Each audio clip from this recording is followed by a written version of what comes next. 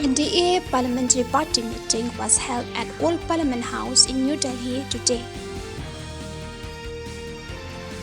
Prime Minister Narendra Modi today emphasized that his government has focused on qualitative changes in the education sector over the past decade. India Meteorological Department has issued yellow alert warnings for rainfall, thunderstorm and lightning over many parts of the country including central and southern regions for the next 4 days. The National Testing Agency had said that the increase of cutoff of NEET reflects the competitive nature of the examination and the higher performance standard achieved by the candidates this year.